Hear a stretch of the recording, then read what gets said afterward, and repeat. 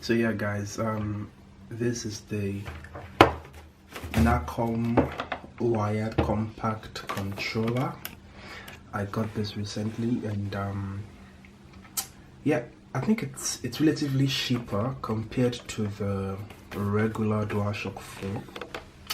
And what I actually liked about this is the fact that it's wired, and most especially for those of us that, you know, we've got this myth that button delay plays a huge part in our gaming experience. So I felt like getting a wired controller would help me beat button delay, most especially when it comes to playing online and playing with friends. It's actually quite comfortable.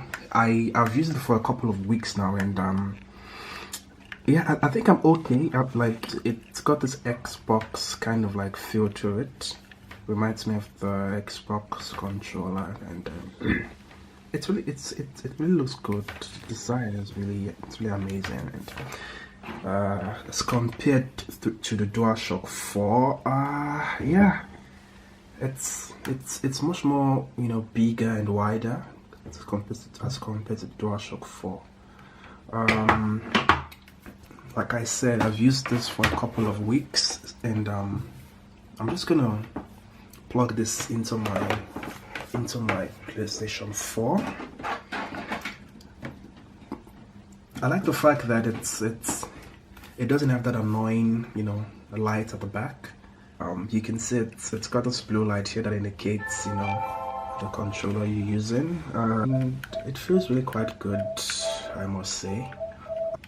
It's got the audio jack to it, nice, and this is the touchpad, nice. Yeah, it's quite nice, and I love the grip. It's actually quite cool for those players that play using the claw system. You know, the claw. You know, it's quite comfortable. I feel with the DualShock 4, it's quite difficult to play, you know, with that claw kind of like grip when you're playing against pro players. You know. One thing I noticed that I really didn't like with this controller is the fact that if you're just still trying to get used to it, your fingers would always hit the touchpad button. Like, it has happened to me so many times, and I feel that with respect to the design, the touchpad button is just too close to these buttons, and there are so many instances when you just pressing these buttons, your hand will just, you know, press this, and it's very, very annoying, especially when you're still trying to get used to this controller.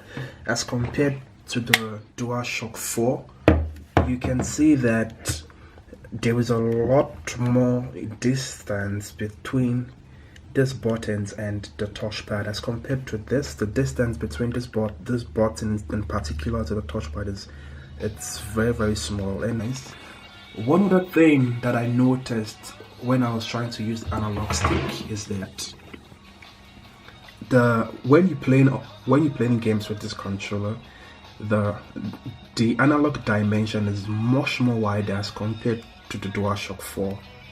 Like, it's really crazy, and it takes some getting used to. It's much more wider, and it's really quite good with car racing games. And if you're just trying to transition from the DualShock 4 to this, it's gonna take a bit of practice to get used to this controller, I promise you. Apart from that, I think it's a pretty cool controller. The only problems I have with it is the touchpad being too close to these buttons, and I feel the analog, you know, stick is much more wider. It's much more wider, and I feel it needs some getting used to. So I think it's a pretty good controller. And one last thing I noticed about this controller was that when it came out, it had so many issues to it.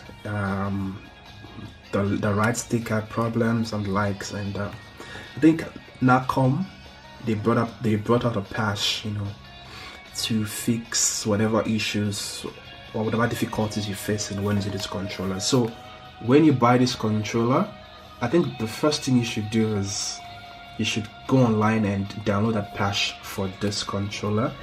In any other Nacon brand you get, you should first of all go and download the patch for it before using it. Otherwise, you would experience so many difficulties using this controller. I experienced lots of difficulties, and I'm still experiencing lots of difficulties up to now. I think when I'm playing racing games, it's a lot more easier to it's a lot more better using this controller. But when I'm playing FIFA, it's quite difficult because, you know, I'm still trying to get used to this wider dimension that it has, especially for those FIFA players that play tiki-taka and keep possession of the ball. It's quite difficult to actually control the players properly because, like I said, you just need to get used to this analog controls. But otherwise, it's a pretty good controller. It's very comfortable on the hands. To me, I give this controller, let's say, I think 8 is too much. Let's say 7 over 10. If you feel 7 over 10 it's okay for you, then by all means you should get this. But if it doesn't reach your standards, then I think you should probably look into getting other controllers. If you're a racing gamer, I think this controller would do you really good. Yeah, it's really good for racing, I think. But for FIFA, I doubt it's not that amazing. Yeah, thanks guys. I think that'll be the end of this video.